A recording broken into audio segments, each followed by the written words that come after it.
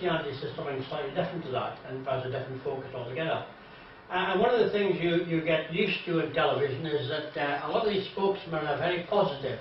They can tell you, the dating system tells you that we can know how old things are.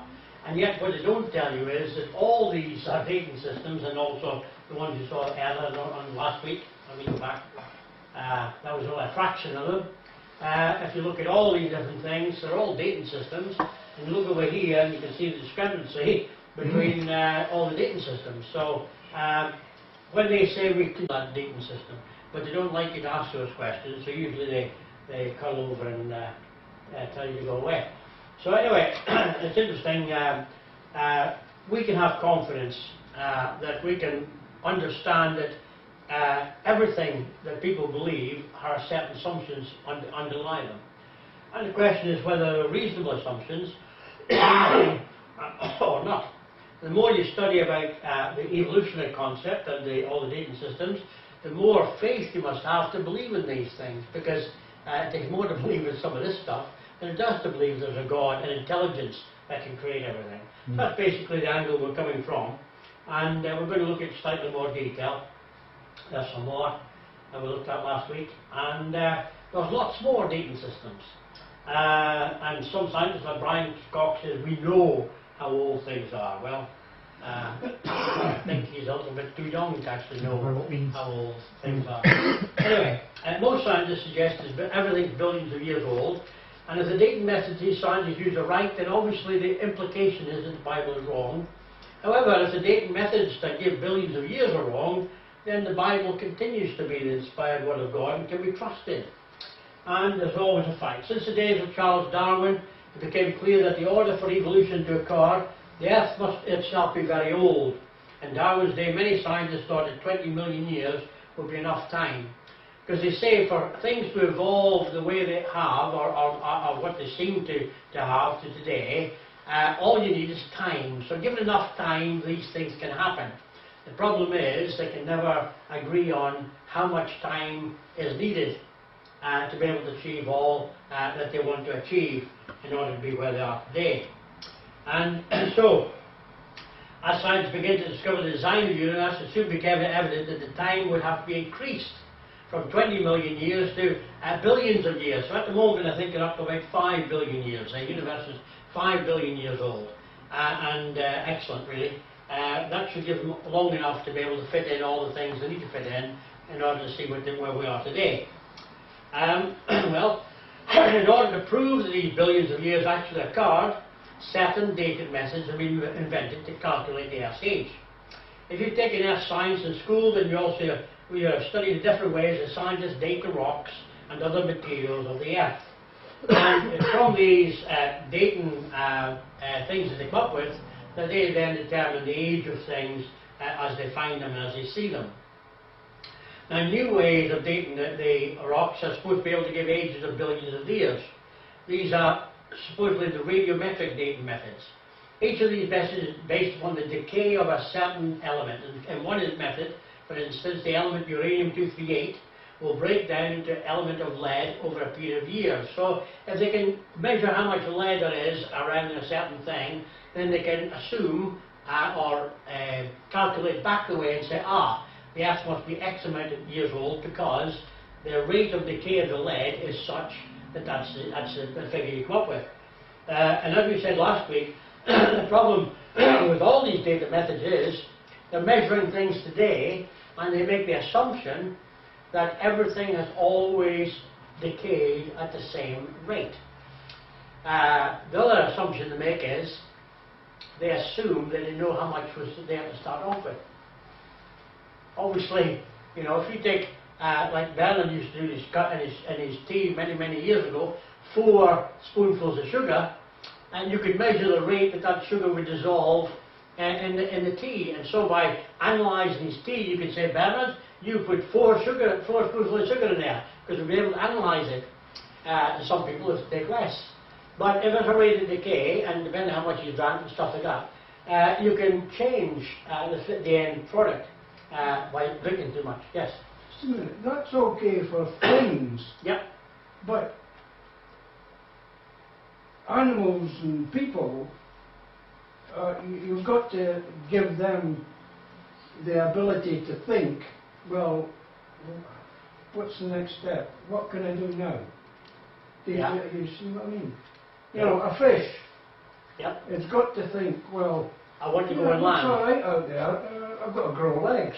That's right. So you've got to give it thinking power. Oh yeah, well, no, there is that element in it. There is that element. But they would say, well, flying fish, suddenly, you know, maybe you took a little jump out of the water and thought, well, this is not bad, you know. If only I could develop a little bit more wing power, I could maybe fly a bit further. And obviously, you know, the next generation come along and go, well, we can do that. And then, of course, from there, it moved on to, because there's all sorts of stuff that they look at. For example, a mud skipper. A mud skipper lives in the water, but it can walk in land. You know, lots of stuff that they say, well, there you are, it's evolution in action. But it's still a mud skipper. Well, that's true. And you don't make that observation. You know, you're not supposed to make those kind of observations, all right? Anyway, so half-life is important. It's supposed to be 4.5 billion years. Okay, so there's your thing. Therefore, if you know the rate of decay for an element, once you measure the amount of two elements in the rock, set that rock sample, simple mass should give you an age for the rock. However, there are certain things that scientists must assume in order for the radiometric dating to work. And let's have a look at those assumptions. Assumption 1. The rate of decay has always been the same. The major assumption built into radiometric dating is the idea that the parent elements have decayed in the past at exactly the same rate as they're decaying today. This idea has certain problems because no one alive today knows what kind of environment existed in the distant past that would, you know, could change what was happening. The second, suppose you come upon a man who's cutting down trees in a forest. You watch him for an entire hour and he cuts down only one tree. Then you count the number of trees he has cut down, 31 in all, and you assume that he's been cutting down trees at the same rate all day. Then obviously he must have chopped down, been there for 31 hours. If it takes him 1 hour to chop down one tree, and he's got 31 trees lying around, he must have been there for 31 hours to be able to achieve that. Well, however, when you talk to the man, he tells you that earlier in the day when his axe was sharp and his stomach was full, he was cutting down 5 trees an hour. Only in the last hour, and he slacked off. So the assumption that you made that he's always been working at that rate, that gave you a certain figure, was totally wrong, because he worked at a faster rate earlier on. And so now he's tired, he's near the end, so he just took his time the last one. Okay? So that's how the dating systems work. When you examine something for a certain period of time, whether it's salinity into the ocean, whether it's half-life of this, that, or next thing, then you assume that it's always decayed at that time. We're going to see later on, not tonight, it'll be in September because it's the last night, we're going to have a look at stalagmites and stalactites. And that's a crucial assumption they always make when you take it down big caves and say, look at that, it's that length now, and it grows maybe 2 centimeters a year, therefore that's 10,000 years old. That's 50,000 years old. But actually, well, I'll leave the rest until we come to stalagmites. But, you know, come, watch this space, all right? So, with information now, I understand he worked only for 7 hours, not 31. Assumption 2, elements have not been affected by outside forces. Another assumption built into radiometric data methods is the idea that elements have not been affected by outside sources. That means that no water has soaked through the sample and carried away some of the lead, or that none of the uranium had a chance to escape through holes in the rock. You assume that just didn't happen, because that obviously affects the end product. Assumption number 3, the daughter element. Now hang on here, okay? The daughter element existed at the beginning. To date rocks using radiometric dating, a person must assume that the daughter element in the sample was not there in the beginning. So what they call the daughter element is the actual end product, a bit of lead or whatever else, okay? And they assume that that wasn't there initially, that all they have there is the accumulation of the vast time that's been involved to produce that. But if it was a, you know, say the measured lead was 2 pounds of lead they end up with, and they think, okay, if it's leaching out at an ounce of lead every 1,000 years, it's going to be X amount of years old. but I assume there was no lead in the original rock. If it was already a pound of lead in the original rock, then the whole dating system's up at feet. Okay? Do you understand that? Hanging in there? Bear with me. Okay. Who's to say the rock didn't start out with 23 ounces of lead already in it? The lead could have been in the rock from the beginning, and so could the uranium. So it's difficult to say by what you see now, because you don't know what it started off as.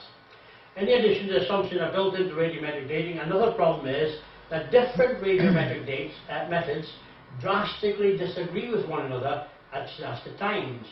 On one occasion, the same rock can be dated by different methods, and the dates can differ by several hundred million years. Okay? Just a little bit, eh? Not a problem. Okay? What's a million years between friends? No problem. Okay. Some rocks from Hawaii, for example, were known to have been formed by 200 years ago when there was a big eruption. Okay? But they give a date of 160 to 3 billion years, depending on which method you use, mainly the potassium argon method. Okay? But we actually know when it came into existence, and that's just the way it goes. There's lots of places in the world where exactly the same thing happens. For example, Sunset Crater in northern Arizona, using the potassium argon method, it's over 200,000 years plus. In reality, there were Indian artifacts found within the rocks.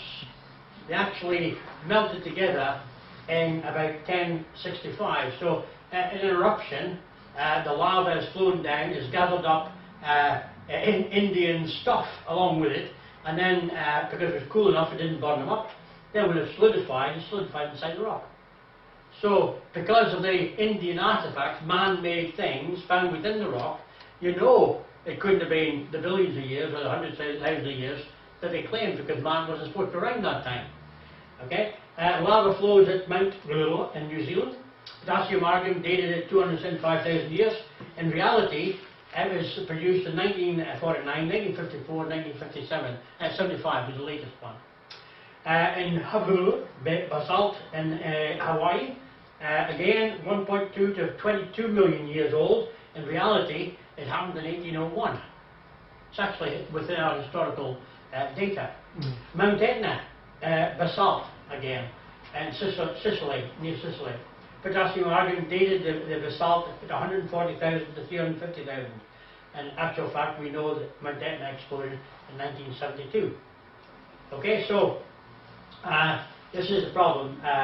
You basically, this little guy here is got a data mining machine. He says, "Well, there's a piece of rock here. How old is it?" So just like you do at the slot machines at the fair, you pull the handle down, and then the numbers come. Oh, that'll do. That's about as close as we get. All right. They pull a number out of the hat, basically. So potassium has a couple more. Reality 1065. Indiana, I've done that one. Volcano erupted 900 years ago. 2 lava flows have been dated at 210,000, 230,000. Lava flows, New Zealand. Okay, we'll get rid of that one. Get rid of that one. I should have done. I've deleted. Sorry about that. That's the same. I had a couple of different slides there. We'll forget that one. 1881, 40 million years. So there will be many explanations to explain why these results are so wrong. As the lava rose, the older material from inside the Earth was with it, but they're unable to explain why such a variation in the ages. If this is the explanation, then why could this not also be the case for many of the other dates that they so confidently say this is it? This doesn't disprove radioisotopic dating, but it does demonstrate the tremendous inconsistency in the interpretation. And this is some of you will come across all the time, you know. Whether you're a Christian or whether you're an atheist, the facts you're looking at quite often are the same. It's what you believe that then enables you to look at the facts and interpret them. And that's where the problem comes in. The interpretation of the facts. So we both agree, for example, looking at a whale's a whale. But we may totally disagree as to where a whale comes from. Alright? Because of the philosophy behind it. The assumptions we make. One place, basalt rock in Nigeria was given a date of 95 million years, when dated by potassium argon, and 750 million years when dated by uranium helium. So what dating method are you using? And whenever you use, if the dating was consistent, you should always come up with the same date. It doesn't matter what dating stuff you're using, but none of it seems to apply, it's just a mess really. What can you expect from dating methods that are based entirely on built-in assumptions anyway? Anything is possible. It's likely that other dating methods soon be discovered that will give even older ages for the Earth. But each dating method that renders colossal numbers of years were based on similar unprovable assumptions. Okay? Whatever they come up with, there'll be certain assumptions behind it, and because nobody was around when it first happened, there's no way they can prove that those assumptions are true. One of the things you hear most of in evolutionary world is carbon dating. Oh, carbon dating says this, carbon dating says that, carbon dating is the next thing, okay? Now, it's an interesting process. It's supposed to be some people defend the theory of evolution be known to say that this method of dating supports the idea that the Earth is billions of years old. Although even evolutionists themselves say carbon dating doesn't go back much more than a couple of thousand years to be accurate. And even then, there's a lot of inconsistencies within it. But basically, the idea is that plants take in carbon dioxide, animals eat the plants. You can measure roughly how much carbon dioxide reacts with the oxygen and form carbon. Goes in the atmosphere. After death, the carbon-14 decays into nitrogen-14, which eventually returns to the atmosphere. So oceans exchange carbon dioxide with the atmosphere, and some carbon remains in the sediment. So you basically measure what's left over, basically, or what they call the half-life of carbon dioxide. That's basically how it gets into the food chain. And so when you talk about carbon dating, usually you're talking about living things, the age of living things, rather than the age of dead things. Carbon dating may at times be a reliable dating method for less than 3,000 years, but not for the claimed 60,000 found in many textbooks. Carbon dating based on an assumption, and the key assumption is shown to be false, and it's a thing called equilibrium. And it's a different picture of carbon dating being formed. The cosmic rays come in the atmosphere, it forms C14, it combines with oxygen to form carbon dioxide, and then goes into the plants and the animals, and then you end up one of them. Okay, anyway, one part of a mammoth was carbon dated at 29,500 years old. Another part of the same mammoth was dated at 44,000 years. So that must be a very old mammoth that grew in very slow increments, that's the way it goes. Well, that's how accurate or inaccurate the carbon dating philosophy is. The truth, however, is carbon dating is totally ineffective in measuring millions or billions of years needed by evolutionists. Many people do not understand that carbon-14 dating can be used only to date organic material, things that were once living, such as plants, animals, and humans, or that it can be used only to date things that are relatively young. So the claims made for the old stuff are really erroneous. I mean, they're not right. Okay. It's interesting. Here is today. This guy is probably, as I said before, one of the most, as a good word, vociferous, one of the most articulate proponents or people who talk about evolution. So he is dead against God. He debates religious people when he can, wherever he can, and he claims to be the cutting edge of evolutionary technology. But even he says that carbon dating is useful for dating organic material where we're dealing in hundreds or a few thousand years. But it is no good for the evolutionary time scale when we're dealing with millions of years. Now that's a religious person, that's an anti-religious person, and he recognizes the weakness in the radiocarbon method. Now unfortunately, you won't get his statement in many of the textbooks at school. Okay? Just because it's known, they don't promote that type of thing. Carbon dating has been shown to be far from perfectly measuring even organic people. material. Wood taken from an actively growing tree have been dated by this method as being 10,000 years old. Okay, it's a living tree now, and it's 10,000 years old, alright, according to that. Now we can better. How about this one then? What about the fossils? What about the fossil records? Surely that shows that things have been around for billions of years to fossilise. Well, if you have a close look at that picture, what you're looking at there is a hat. Now, either that was a very old person who wore that hat, or that's quite a recent fossilisation. I've actually seen that in Yorkshire. Yeah. Mother Shipton's well. Right. And you hang up little hats and Got kiddies' shoes and that, and just a few months Yeah. on, and crystallise. That's right. We're going to show that slide. Oh, great! But that'll probably be September. Keep in mind. September. Okay. So yeah. So they say that fossilisation takes a long, long period of time, and therefore things must be old because it's fossilised. But as you can see there, obviously, some of these hats. How about this? A clock in the rock. It's fossilised into the rock. Now, either were very clever millions of years ago, and they had clocks millions of years ago, or there's a problem with saying that fossilisation takes a long period of time. And there's a timepiece to prove it. So be able to Caught in time. rock around the clock. Okay, how about this one? Cowboy boots. Oh. That's one old cowboy, that is. Yeah. Right? And the manufacturer of this particular boot confirmed the date on the limestone cowboy. Oh. Okay. Interesting, isn't it? Manufacturer factory confirmed that particular stitching pattern of this boot dates no later than the mid-1950s.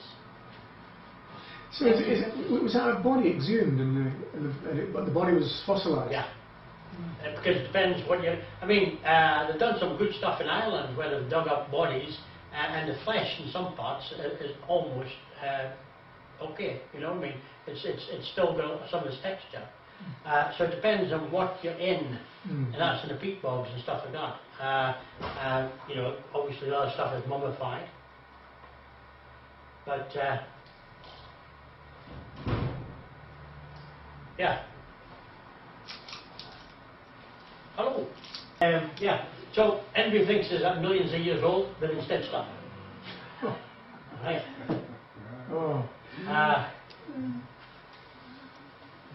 You get the boot for that. Beaver bone. Yes, you get the boot. Well, you know who makes boots, don't you? Boots. And I said, you know who makes boots, don't Go on. you? It's also a football club in Northampton. All right. Well, forget it.